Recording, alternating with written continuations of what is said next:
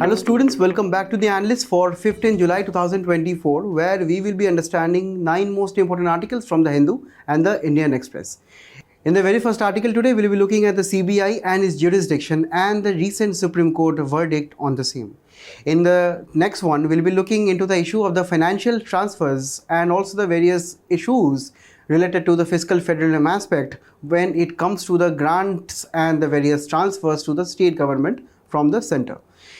In the third article, we'll be looking at India and Nepal relations.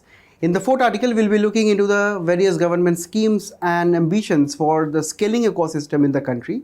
In the fifth article, we'll be looking into the various anti-defection provisions. And finally, we'll be concluding the discussion with 4 more important prelims snippet where we'll be discussing news in shorts, which will be helpful in the prelims examination. So stay tuned. Hello dear students, welcome to the very first article where we'll be looking into the various aspects of the Central Bureau of Investigation, wherein we'll be focusing on a very particular concept of the CBI, that is the jurisdiction of the same. And here recently the Supreme Court has upheld the West Bengal government suit at the Supreme Court, where the West Bengal government has alleged that the union government is conducting a constitutional overreach via CBI. And the main issue here is the concept of general consent, and we'll be also looking into it. And here it is a very important part of the syllabus of prelims examination, that is from Indian polity and governance, and also for GS2 purposes, where we have to look at the various statutory, regulatory and the various quasi-judicial bodies. It is to be noted here that the CBI is not a statutory body, not a constitutional body either, but we have to constrain ourselves to the CBI aspect here because we have a very important PYQ from 2021. The question is like this, that the jurisdiction of the CBI regarding lodging an FIR and conducting probe within a particular state is being questioned by various states. However, the power of the states to withhold consent to the CBI is not absolute. Explained with special reference to the federal character of India, 15 marks, 250 words. Very, very important question, because in 2020-2021, there were actually many states who were withdrawing this general consent that was given by the states to the CBI. And here it is very important on our part again when this particular thing is in the news, especially before the mains examination right now, we must be discussing it again and we must be understanding what the details of the case are. And here, when we talk about CBI, we have to obviously talk about CBI a little bit. We have to understand that obviously CBI is a premier investigation agency in India.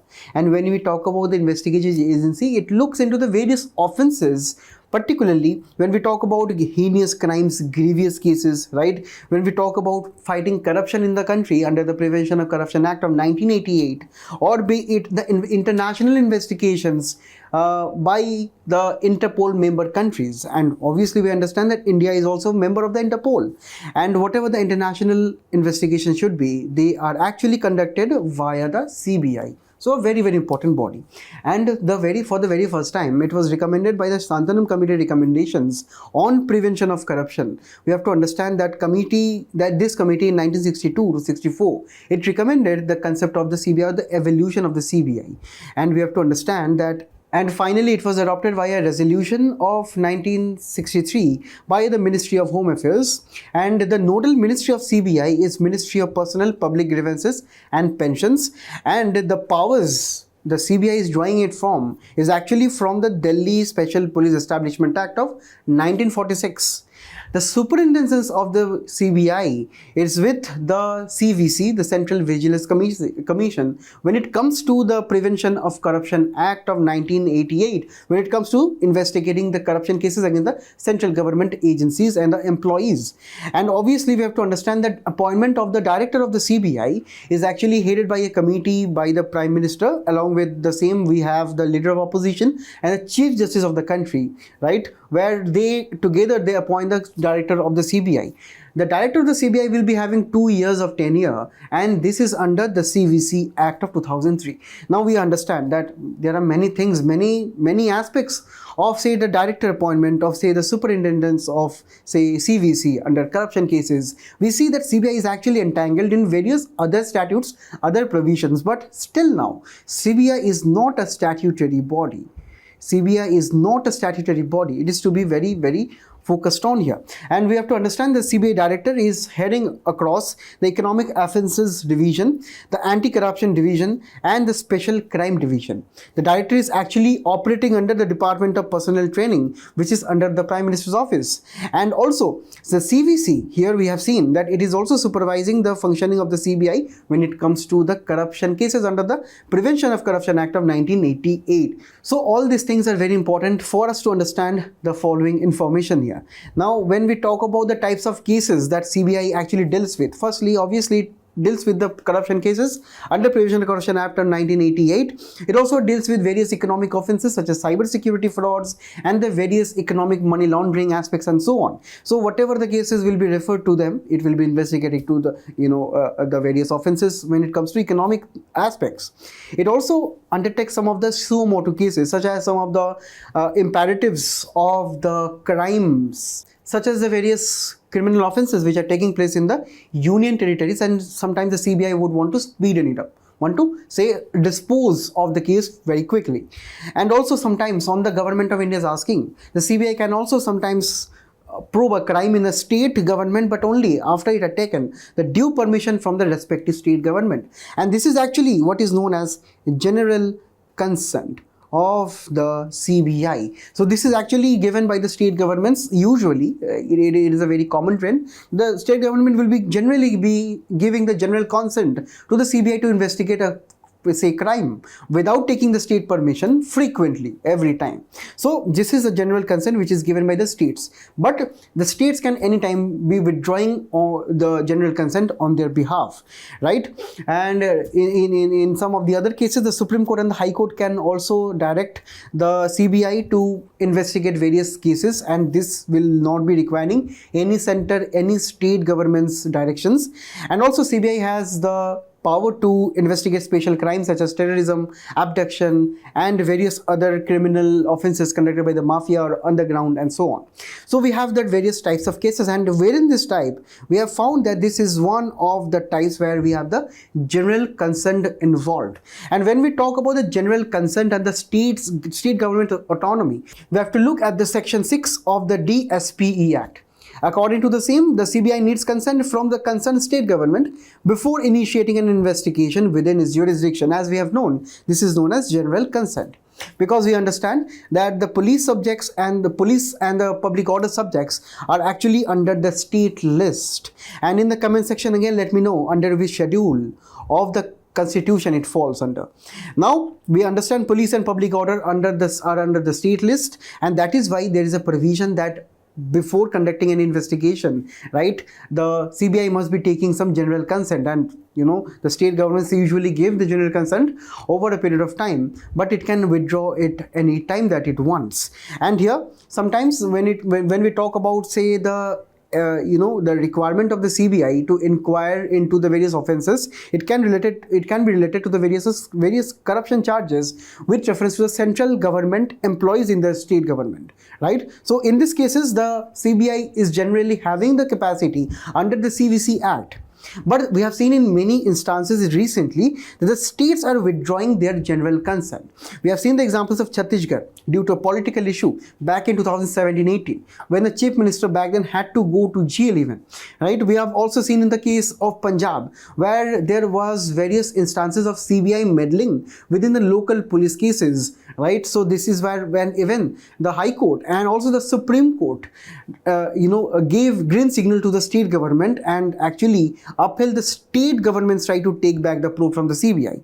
We have also seen the similar instance from Bengal, the West Bengal government, when the government withdrew the general consent in 2018, right? But Calcutta High Court and it clarified that the CBI can actually probe the central government officers even if the general consent is withdrawn in the state. So even when it comes to, for example, say IAS, IPS and various other various officers are working directly under the center, they will be actually be conducted or say subjected to corruption charges, and the general consent won't be affecting them because they are the central government employees. And obviously we have seen also the similar cases in Rajasthan, in Maharashtra, where there are various political reasons. There have been allegations that that the ruling party in the center is actually misusing the central agencies by targeting the various opposition parties in the respective state governments and toppling the governments there. There have been this kind of allegations, and this is why there are many increasing amount of states, many states who are withdrawing the general consent, that it will not be now giving blanket provision for the CBI to come to the states anytime and investigate any offenses. So now if the CBI would be, say, requiring to investigate any offenses, they would first be required to take the state government's permission to do so. And obviously main purpose of general consent was actually to speeden the investigation process. That means every time the CBI should not be going to the state government for taking any, say, permission to investigate any offenses. But again, we understood that due to the state list of, say, police and public order, there have been many cases where I have seen that the CBI is interfering with the same. And this is why the West Bengal government brought out all these allegations of using politics, of actually meddling in the state police affairs and so on, and cited that the center is doing a constitutional overreach when it comes to using the CBI for various political functions. So it was actually the allegation of the West Bengal government at the Supreme Court. But the union government countered that if you are telling that the CBI is working under the center, it means that we are controlling them, but it is not the same, because CBI is an independent body. According to the union government is telling at the Supreme Court that the CBI is an independent body, and because of the various nature of appointment, the center is alleging that obviously that in the appointment process the Chief Justice of the Supreme Court is involved, so it is fairly independent in this manner. But it is to be noted that Supreme Court finally analyzed the entire details of the case, and it came to the concluding remark, that it came to the interpretation that the center's claim that CBI is an independent authority, or say the center do not have any control over the hierarchy of the operations of the CBI, or that CBI is center is not having any control or authority on the superintendence of the various cases, it is wrong. So Supreme Court clarified that CBI is an organ or a body which is established by and which is under the superintendence of the government of India. It clarified that obviously it is under the powers, and the powers of the superintendence of the center shall not be going into the investigation side. So whenever CBI will be investigating any offense, so it will not be the center who should be meddling in the offense, or say meddling in the investigation of the offense. And always we have to understand that CBI will be entitled to investigate the offenses independently. However, that will not be watering down the administrative control and the superintendence of the DSP that is vested with the center. The provision generally means that obviously that center is having some control over the CBI. Right, and CBI should be having independence with reference to the investigation cases. So in the investigation matters, the center should not be interfering. So this is the main thing, that this is what Supreme Court has clarified, that the general consent aspect is completely perfect, that states government can time to time say withdraw the general consent if the state government feels that a center is actually impinging on the federalism principles. And also the states withdrawing the general consent is not absolute. Supreme Court noted that if a state is withdrawing the general consent, it is not a final object, because we have to also keep national interest in our mind. There can be various genuine cases also sometimes where the CBI generally needs a general consent. For example, cases related to terrorism, economic offenses, money laundering, and various other aspects. This actually leads to very high amount of delays if the CBI has to take permission from the state governments again and again. So this is where we have to understand, in national interest, the state governments should be naturally giving general consent to the CBI, right? And obviously, if sometimes the state governments feel that the CBI is actually going against, or say this entire process is going against federalism, the states always have this agency under Article 131 of the Constitution, where the state can actually approach the Supreme Court to file any disputes with against the center with the Supreme Court. So this is a constitutional right, a constitutional remedy for the state governments, and this has also been cited and upheld in various Supreme Court cases in 1977. The two cases are are state of Karnataka versus the Union of India and state of Rajasthan versus the Union of India. So in both of the cases, the Supreme Court has upheld that Article 131 is actually a basic tenet of federalism. And here, with reference to any of the disputes, the Supreme Court can be approached anytime by the state governments and be redressed of any of the issues taking place. So this is what we have to understand with reference to the general consent. And in the comments, you let me know what you think of this issue of general consent and a small and a brief answer to the PYQ in the very first slide. So let me know in the comments. In the next article, we'll be looking into this aspect of financial transfers to the state, where recently we have understood that the union budget is approaching. In the third week of July only, we'll be seeing the budget announcements and the various provisions. And along the same debate and along the same policy circles, there actually is also surfacing another issue of the declining amount of financial transfers to the state governments. Now the union government recent moves, which is actually trying to reduce the aggregate financial transfers to states, are weakening the cooperative federalism. According to these articles in the Hindu, it has been alleged that over a period of time it has been seen that the financial transfer to the states are decreasing. This is a very, very important piece of an article for your UPSC prelims when it comes to economy and social development. Also for GS2, we have the issues related to fiscal federalism and the federalism aspect, and also in GS3 we have government budgeting.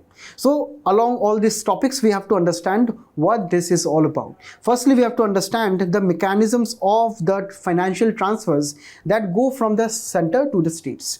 So generally we have three transfers. Firstly, whatever the taxes are being collected, direct and indirect taxes, they have to be distributed within the center of the states. So this is the first stake where the state governments are actually getting a share of the various tax revenues. When we talk about the various grants in aids, the center also from time to time actually give various grants in aids to the state government for various sectors such as education, health and so on. Also, the center has various centrally sponsored schemes where the center gives, for example, 50% of the funds, and the rest of the funds are actually contributed by the state governments. So these are actually for various government schemes. So we have generally the three mechanisms of financial transfers from the center to the states.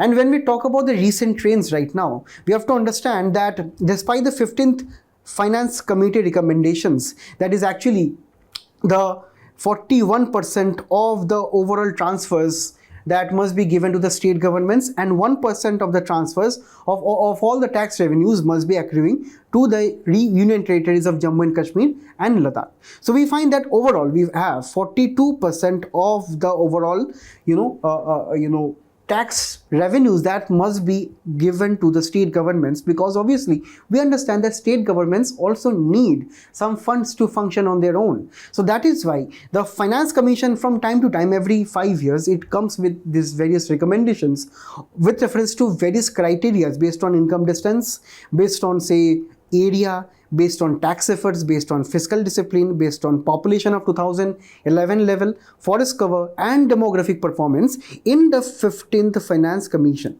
The rest of the other parameters were actually used in the previous Finance Commission, that was 13, 12, 11th and so on. We have seen that over a period of time, the increasing amount of say tax revenue that should be devolved from the center to the state, that is actually increasing. But we find that the actual transfer to the state governments have declined. We will be understanding using these figures. Now these figures are under the official government of India records, that is the figures are from the Ministry of Finance. We understand that the gross tax revenue of the union was 14.6 lakh crores in 2015-16. It increased to 33.6 lakh crores in 2023-24, which is an increase of 130%. Now you do not have to remember all this exact data, just remember what is the quantum, or say what is the trend of the increase of the tax revenues or the gross tax revenues. And when we talk about the state shares within this gross tax revenue only, we find that the increase was only around from 5.1 lakh crores to 10.2 lakh crores in 2023-24. So we found that while the increase with reference to central gross tax revenues was 130%, the states increased by only 100%. That means that center's tax share more than doubled, but in the states, when it comes to the states, it's only doubled. right? That is, the center is actually keeping a lot of share with themselves only. And when it comes to the granting aids to the state governments, we find that the actual granting aids to the states declined from around 1.95 lakh crore to 1.65 lakh crores in 2023-24. That means that is actually a decline over the last time. And when we talk about the combined share of the statutory financial transfers, we find that the overall legal transfer, that is from the center to the states, that is actually mandated by the Constitution of India, that has actually fallen down from 48% to 35% only. Now this is a very important data that you need to look at. So you understand that in a matter of 8-9 years, so it has actually fallen by more than 10%. Right, the actual combined share, that is actually, say, the money sent to the state governments, it has decreased by more than 10% in the 8-9 years. So we have to understand this is actually a very serious issue. And what are the reasons for the same? Firstly, we see recently the center has been increasing the use of cess and surcharge. Now we understand that cess and surcharges are actually at the discretion of the center to be at all be shared with the states or not. So it is generally seen that the center does not share the receipts from the cess and surcharges to the state government, and this is actually has increased from 5.9% of the gross, say, tax revenue to 10.8% of the same. Right, as we can also see here that over a period of time from financial year 2018 to 2024, the cess and surcharge collection has been on an increasing trend, barring, say, in the financial years of 21, 22, 23. We have also seen that actually the tax devolution has remained below the Finance Commission recommendation, right? This is actually the 41%, which is the 15th Finance Commission, as I told you, recommendation, it is actually that should be given from the center to the states. But as you can see, since 2019 only, we have seen all of the 2020 to 2024 years, we have actually seen below the allocation of below the recommendation of the 15th Finance Commission, right? Because we have to understand that the amount of, say, non-statutory grants in the country, that is around attributing to around 12.6% of the gross tax revenue. This is also one of the issues in this particular direction. Firstly, when we talk about the centrally sponsored scheme, where both the center and the states, they have to contribute for a particular government scheme, while the amount or the quantum of the funds for the schemes have increased or, say, more than doubled, we find that for these kind of schemes, the states, they have to also contribute for the funds. So we have to understand that the richer states such as, say, Maharashtra, Punjab or Gujarat, they can easily contribute to this particular government schemes. But the states which are lacking in development, lacking in financial resources, they cannot contribute to this kind of centrally sponsored schemes. And if they cannot contribute, these schemes will not be implemented in the states. They cannot be implemented because the state governments cannot fund them. So this is a case where the central government, it has been alleged that it is actually focusing more and more on the centrally sponsored scheme, where the states must also be contributing some of the funds. Next, when it comes to the central sector schemes, we have seen again this scheme has also increased by around 300%, right? From 2015-16 to 23-24. The central sector scheme, where 100% of the funding is done by the center, it is increasing over a period of time. But we have to understand both of the centrally sponsored and the centrally sector schemes, these are non-statutory schemes. That means these schemes do not have any provisions of law. So this is where the states cannot even file for any right or any kind of, say, compensation with reference to any court of law, because these are not backed by any law. Right? So this is where we have to understand that states are losing their autonomy when it comes to these kind of schemes. And also when we come to the aspect of GST compensation cess, say in 2023-24 financial year only, it is expected that GST compensation cess will be, say, having a lot of amount of collection, and this will be also relieving some of the state governments. But this is just a fraction of the total, tax collection of the government, and this is actually not enough to compensate the states for the GST implementation. And this, in the same, it is also alleged that many states have also lost a lot of revenue since the implementation of the GST. Despite increasing amount of GST collections over a period of time, it is actually alleged by experts that the states have actually lost a lot of revenue when it comes to the GST aspect. And finally, we have to understand that in the 15th Finance Commission terms of reference, it was quoted by the center to actually look into ways how to decrease the state government funds. So this is his general mindset in the central government to actually not devolve a lot of funds to the state government. And this is actually, we have to understand, is a very serious issue. This is a very serious issue, all these kind of trends. We have to understand, particularly in reference to the fiscal position of the state governments. We find that when it comes to the overall revenues of the state governments are dependent on their own revenues, right? That means 52% of the funds, they are coming from their own revenues, that is from the state government taxes and the various non-tax revenues, such as fees, fines, and the various licensing aspects. The other aspect is actually coming from the central transfers, where we understand that in the economic development of the country, the states are equally part as like the center. So we must be having some kind of an equal kind of contribution from the state and the center.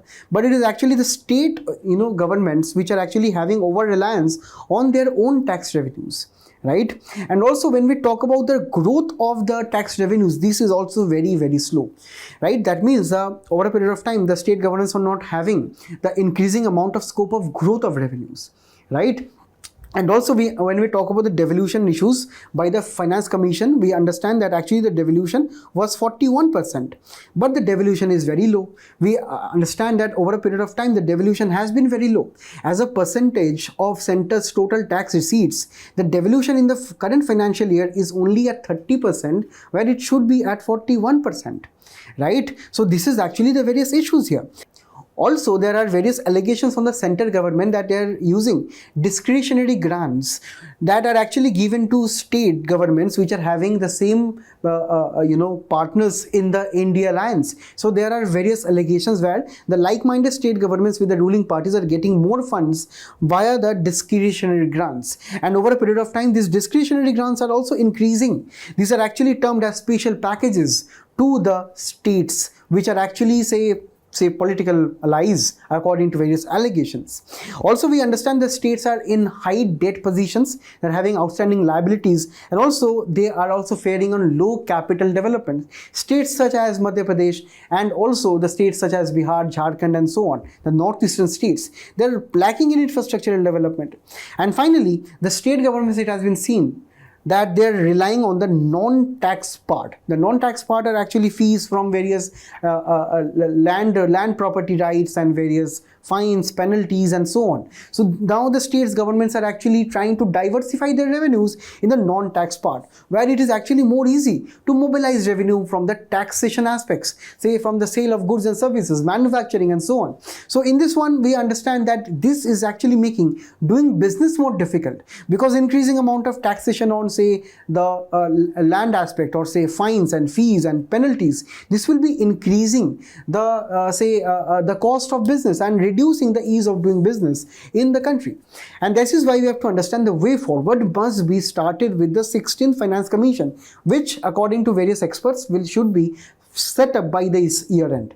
And here we have to understand, according to the various say last 14th Finance Commission and the 15th Finance Commission, we have to draw our attention to the poorer performing states such as Andhra, such as Assam, Telangana, Kerala, Karnataka, right? Most of the states, as we see, are from the southern part. So we have understood that their share is decreasing over a period of time, right? Both according to 14th and 15th Finance Commission, we have seen that these states are having less amount of funds devolved. So this is where we have to understand that the 16th Finance Commission must be doing a thorough review of all these provisions.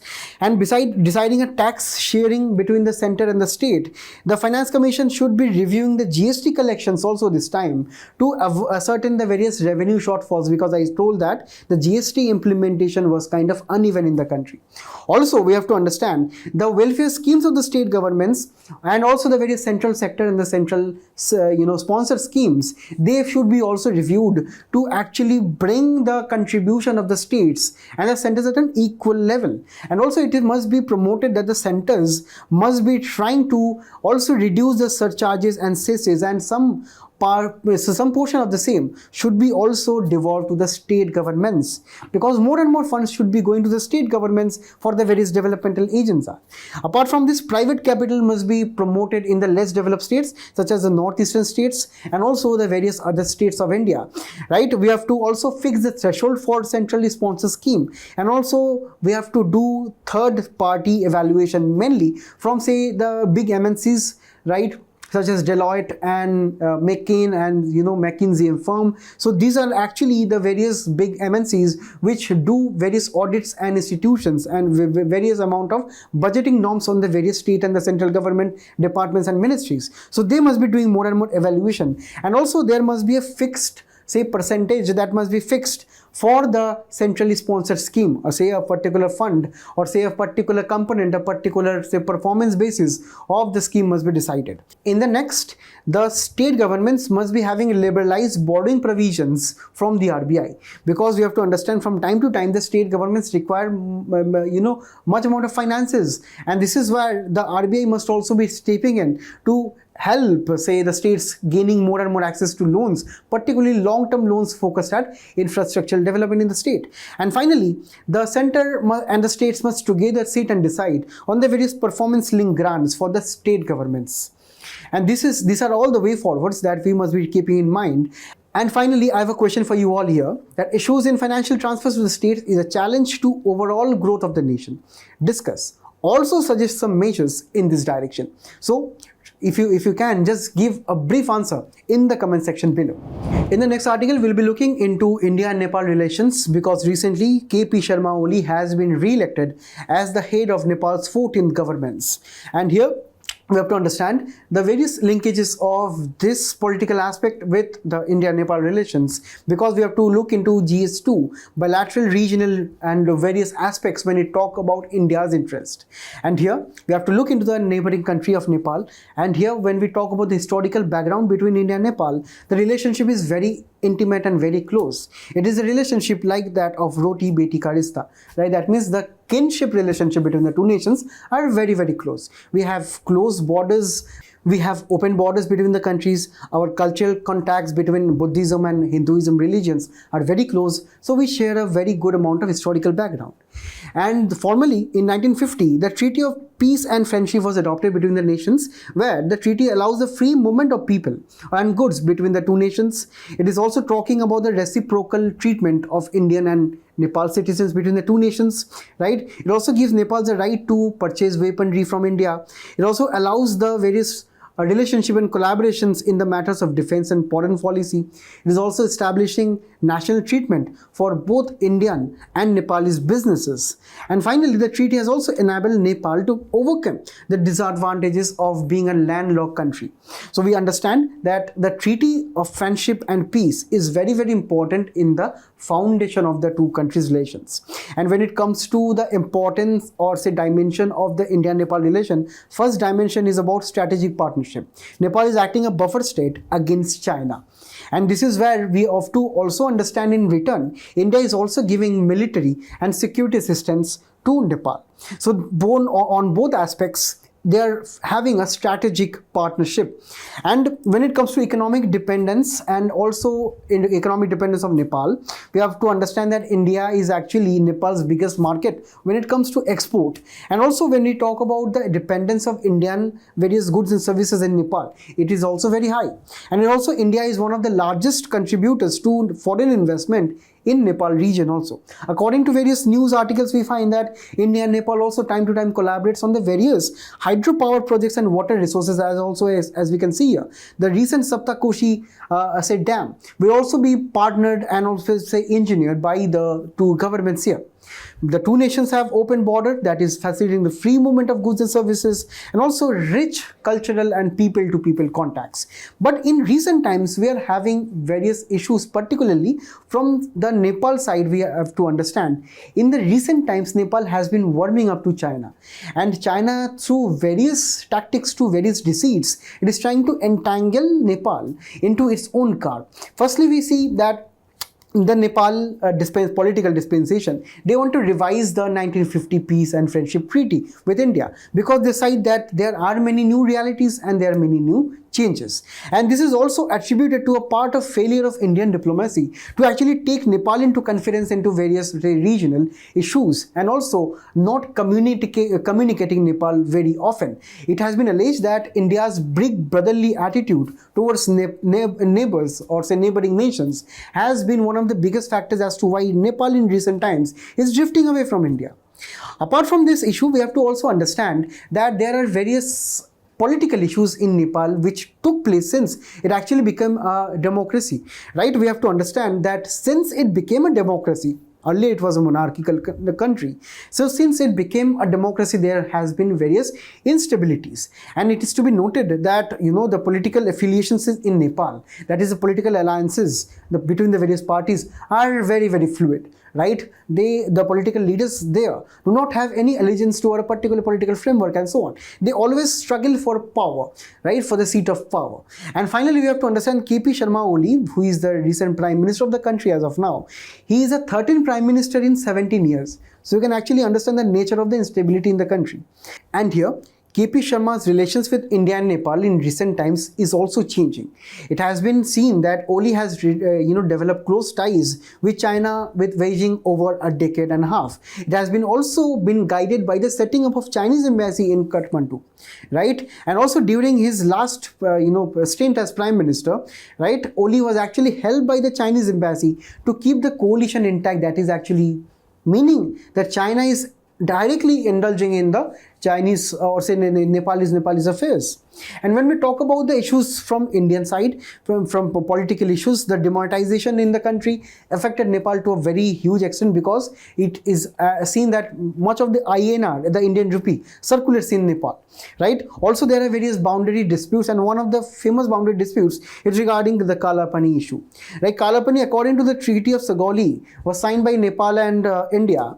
India identified that the river Kali was the natural boundary of India and Nepal. This is according to Treaty of Sagali in 1816, right?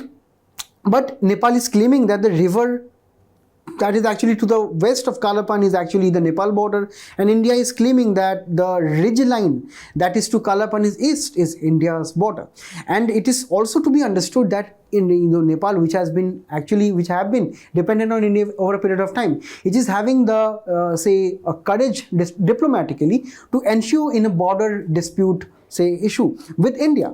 And this is where we have to understand that Nepal from time to time has alleged in recent years that there has been Indian dominance and interference in their issues, but it is double standards by their manner, because we have just seen that China, over a period of time, they have been meddling in the various political issues. And also, when we talk about the recent China and Nepal romance, right, we understand that in 2016 or 2016 onwards, when the Nepal Prime Minister visited China, there have been plethora of various projects, such as the various Trishuli projects, the various food and material assistance, and the various ring road improvement in Kathmandu, and the various other infrastructure projects there. Also, China has provided much of the needed debt to Nepal. Also, the Nepalese exports to China was at a tune of $181 million, which is a very huge amount for Nepal. And also, China has emerged as a single large source of foreign direct investment, FDI, in Nepal itself. So we understand that recently China is actually warming up with Nepal. But according to various reports, we also find that China is actually being China. Right? What it is doing right now, it is actually trying to annex some parts of Nepal and actually surrender it to Tibet. According to various reports, China has occupied Ryu village of Nepal and annexes to the Tibet. China encroaches upon at least 10 places in Nepal by diverting rivers to construction in Tibet. So it is China being China. It is trying to engulf Nepal in debt in various political issues, in various various projects, so that it will be dependent on China over a period of time. And already China has started creating issues. So this is where we have to understand India's strategy must be a very balanced one. Firstly, it should be understanding some of the recent signals being seen by Nepal. Recently, Nepal formally tried to implement the multi-million US dollar MCC Pact, right? Where this is actually the Millennium Challenge Corporation, where the private sector of the US will be trying to set up many investments, and also the investments in the various infrastructural projects. So this is a balancing act by Nepal, which is trying to actually bring in the US in Nepal's infrastructural agencies. And this is actually a very major one, because we have to understand, if it is trying to bring in the US, maybe it will be also angering China on the other side. So we have to understand, India has to understand the diplomatic balancing act by Nepal. And that is why India must be comprehending, or say following, a comprehensive Nepal policy, wherein all of the military, economic, social aspects of Nepal and India's relations must be formulated. And India must be having open channels directly with the diplomats in Nepal. It must be respecting the sovereignty of Nepal, and also the vice versa must also be done. And the joint projects must be also collaborating on the various sites. For example, say the India-Nepal digital payment services, right, wherein India can actually help Nepal with the various UPI transactions and the UPI transaction ecosystem.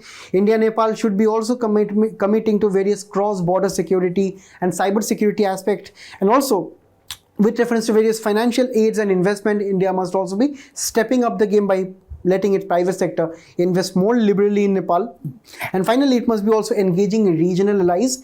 India must also be trying to bring in the, make the functioning of BIMSTEC, right, SARC more and more prominent in the recent times, right? And also, when we talk about the economic cooperation, when it comes to the regional aspect, the India-Nepal Economic Partnership Summit, which is also trying to expand in business engagements between the two nations. So these are all the regional interests, the regional ambitions that must be taken care of by India. And also, India right now must be having a very close watch as to what the developments should be occurring in Nepal over a period of few weeks from now. And here there is a question for you all again, the summary of which you can provide in the comment section below, that India must be adopting a balanced and proactive strategy in dealing with Nepal in recent times. Comment. So if it is possible, you can actually give me a summary of the introduction or the conclusion of this answer in the comments below. In the next article, we'll be looking into the skilling imperatives of the country presently, because the National Skill Development Corporation have actually recommended to the Finance Ministry about the several skilling restructuring needs of the country before the 2024 budget. It's a very important topic for your prelims perspective when it comes to economic and social development, and GS3 when we talk about economic issues related to planning, mobilization of resources, employment development. So here, when we talk about the skilling imperatives, let us look at the various skilling developmental schemes in the country. We're starting with National Policy for Skill Development and Entrepreneurship, which actually is the overall framework of all the skill projects and the skilling imperatives in the country. So it is actually a policy to promote more and more skilling, to actually help government and help the country reach demographic dividend, right? And here the National Skill Developmental Mission is also a very, very important one, because this is actually trying to bring in collaboration between the districts and the state governments and also the various regional places in the country to bring in harmonious skill development across the country. When it comes to National Education Policy 2020, it is containing the provisions of vocational training, and where we have to understand that vocational training is actually being proposed to be served at the school level itself, so the children can actually have some handy professional skills at the school level itself. We also have this Pradhan Mantri Kaushal Vikas Yojana, which is a very, very important aspect of skilling ecosystem in the country, which is actually a very, very major scheme of skilling ecosystem, which is trying to skill and also give professional certificates to the various people getting skilled under here. the Pradhan Mantri Kaushal Kendra is actually a center which will be set up, which is actually set up at various districts of the country, looking into the various skilling ecosystems fostered by the National Policy of Skill Development and the National Skill Development Mission, right? We also have the Jan Section Sansthan, which is actually trying to collaborate, where the government is trying to collaborate with various NGOs and giving the hands-on experiences with the various MSMEs and the various, say, in the small scale industries in the district. In the next one, we have the National Apprenticeships Promotion Scheme, where it is actually a kind of a fund which is given to various MSMEs and small scale industries to actually hire various, say, non-skilled workers and actually give them on-the-job training. In the next one, which is Sankalp, or the full form is Skill Acquisition and Knowledge Awareness for Livelihood Promotion, which is actually a scheme of the World Bank, which is also trying to promote short-term skilling of the people. In the next one, we have the Skill Loan Scheme, where in partnership with the various banks, the people can say take loans for generating or say learning various schemes. We also have this Deen Dayal Upadhyaya Gramin Kaushal Yojana, which is also trying to impart various skilling imperatives to the various rural population of the country. We also have a very important skill right now, PM Vishwakarma, which is actually center sector scheme of around 13,000 crore to actually skill the artisans and the craftspeople of the country. And here, the recent skilling imperatives, according to the recommendation of the NSDC, is that firstly, we must be having a parity with the education. This includes that exemptions and deductions currently available for education institutions and loans must be actually raised when it comes to the amount of skilling needs of the country, because we have to understand that skilling and education goes hand by hands, and educational institutes which are trying to promote skilling, they must be given more and more exemptions and deductions in their corporate income taxes or in their tax provisions. Next, when it comes to charity in definitions, that means the Income Tax Act do not explicitly include skill development under education. So NSDC is trying to propose an amendment which is trying to clarify that skilling and education, they must be going hand in hand and must be giving some tax benefits too. Then it is also trying to give individual tax relief. That the proposal is that individual tax deductions must be also there. For example, if a particular individual is trying to learn data analytics course or various other kind of course to improve their skills, so whatever the fees that are being paid, they must also be filed for tax deduction manner, right? So this can actually prompt people to take more and more skilling classes. And finally, the GST rates on the skilling development services must be reduced from 18% to around say 12, or the least that is 5%, because the high amount of GST is actually adding a lot of fees and burden to the students who are actually trying to get upskilled. Right? So these are the various recommendations that you can also use in your mains answers. In the next article, we'll be looking into anti-defection provisions, because recently this editorial is talking about the opportunity defections that can take place after the recent elections. Now we have to talk about what is the defections all about. And here, according to the 52nd Amendment Act of 1985, anti-defection provisions are the part of 10th schedule of the Constitution, which is actually ensuring that politicians are accountable for their own actions if they are switching parties for any opportunity gains. Right? The provisions, firstly, we have to understand that anti-defection provisions, or the 10th schedule of the Constitution, it provides for the disqualification of any member of any political party. Right? If that particular candidate or say member of the state legislature assembly or member of parliament, right, if they voluntarily give up the membership of their party, or they vote against or abstain from voting against the whip of the political party, right, if they are voting against the directions, so they can also be charged on defection. If those directions, or say if the particular member is seeking a reprieve within 15 days from the concerned political party, then if the political party is trying to pardon the actions, then it will be allowed. Otherwise, they will be subjected to anti-defection provisions. And also, independent member, if they join any political party after elections, they will be subjected to anti-defection provisions. Also, nominated members who join political parties after 6 months of their election, so they will be also subjected to anti-defection provisions.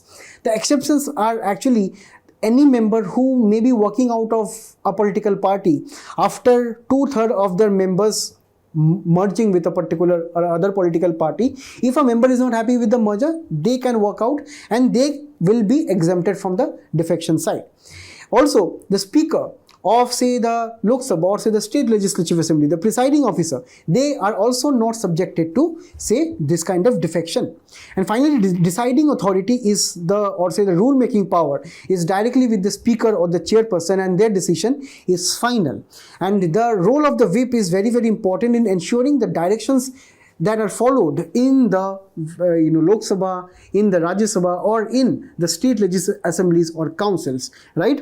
And we have to understand that recently the Supreme Court has actually said that 3-month deadline as the outer limit for speakers to conclude any say disqualification proceedings, and this is a very, very significant one. And also the Supreme Court has recommended that Parliament should be amending the constitution and must be setting a permanent tribunal to decide any of the defection cases, and this tribunal can be headed by a retired SC judge, Supreme Court judge, or High Court Chief Justice, right? And also Supreme Court has emphasized that the purity of the defection law is actually vital to democracy's functioning, right? Because there have been many instances where there have been defections and the entire political scenario of a particular state or even the state center has been changed, right?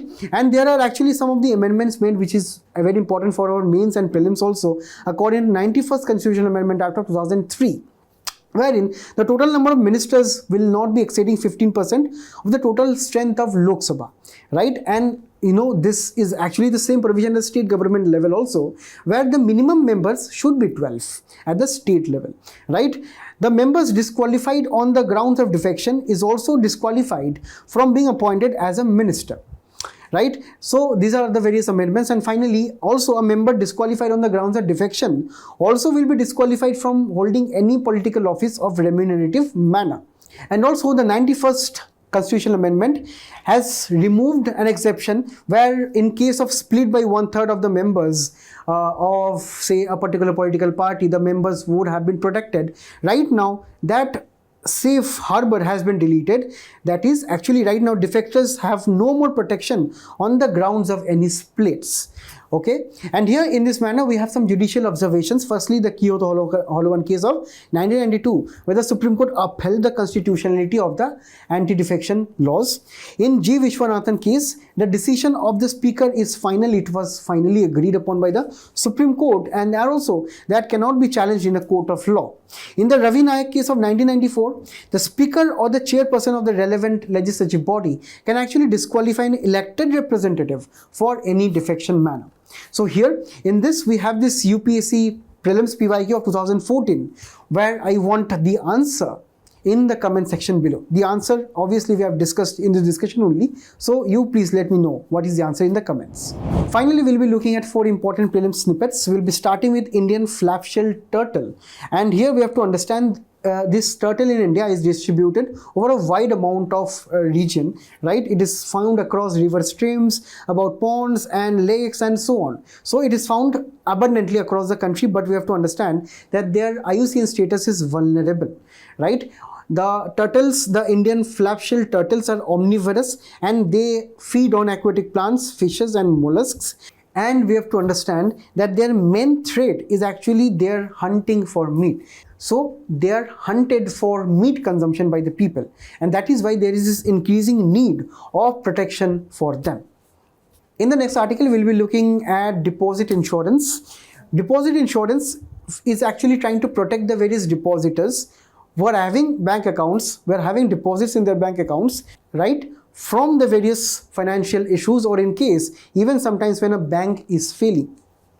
So it is just like that. For example, you have say 2 lakh rupees at a particular bank, and for some reason the bank has failed. So there must be someone who is trying to say okay, your deposit is safe with me. So this is actually the case with the Deposit Insurance and Credit Guarantee Corporation.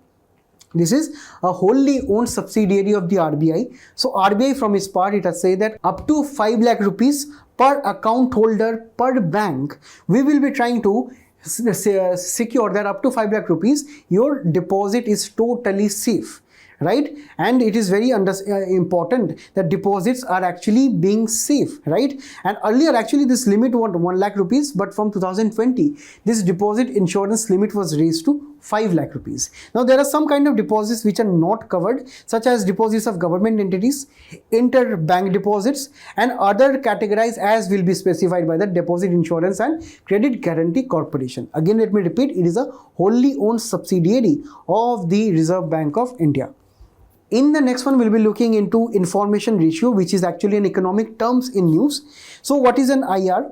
This is actually a risk adjusted performance measure for your portfolio. So for example, in your stock portfolio, in any of the stock brokering apps, you have 5 stocks, and within the 5 stocks there is, for example, one stock which is very risky. So this information ratio is such a mathematical equation which is trying to ascertain how much risk your portfolio is having.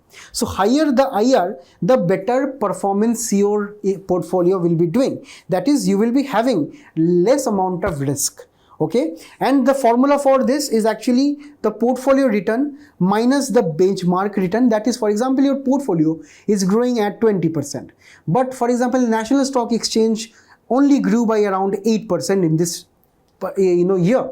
So this means that whatever is this difference divided by a tracking error, you will be getting this IR. And what is tracking error? Tracking error is actually the volatility of the excess returns. That means, for example, here you are getting 12%. 12% is your excess returns, right? Now, from this 12%, there may be some 2-3 stocks which are very volatile. So we have to exclude, minus those volatile stocks, because we are actually looking at risk-free, say a parameter for looking at your stocks. So a good IR range is between 0.5 to 1. So if your stock is between 0.5 to 1, this is a good one. And here we have to understand that these are some of the topics which UPSC can ask by actually telling that this is actually a term which is seen in news, which is the following of the same. Finally, we'll be concluding our discussion with Zepbound, which is actually a weight reducing drug. It is an injectable drug. As you can see, from 1999 only, there have been many instances of FDA approved, which is the US Drug Authority approved weight loss drugs, and this is yet to be approved in the country, and this is working by reducing appetite of the people, improving blood sugar control, and slowing down the digestion of the people. And these drugs are actually mimicking the human hormone GLP-1, which is trying to regulate the appetite of the people, blood sugar, and the gut functions, or say digestive functions. And we have to understand, it is yet to be approved in the country. It has not been approved, and it should be used with a reduced calorie diet. That means with, say, this weight loss drugs, you cannot have more and more of food, and also you must be having increased physical activity for optimal weight loss. So I thank you all for being a very patient audience here. Please do attempt the quiz which is following up, and I wish you all the best for those who are appearing for mains and those who are preparing for the next year prelims. We'll be meeting again. Till then, all the best. Thank you.